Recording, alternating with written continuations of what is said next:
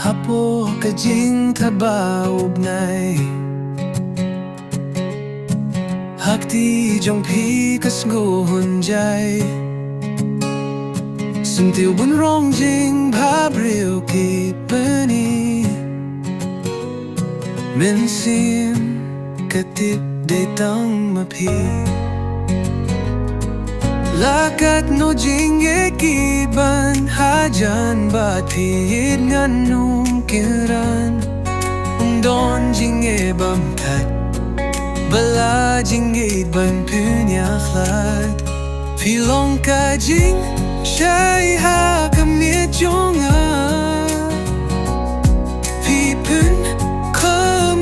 jingim jong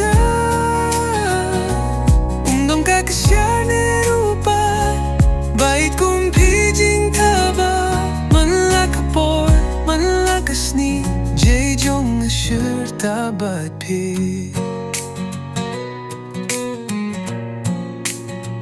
Khasi concept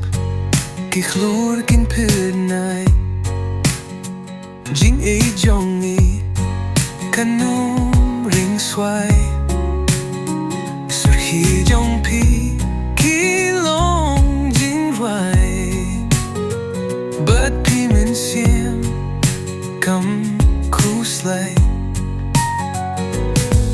khlad katno Jingieid Hajan Baieid ngan kynran jingeh bthat bala Jingieid khlad Phylong ka jingshai miet jong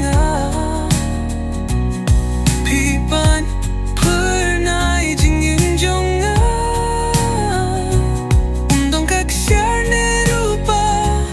Baieid jingthaba Manla jingeh jong thaba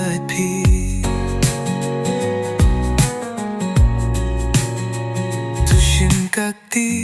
jong wat phet jingai khana Jingieid wai hakane ka jingim na hakawai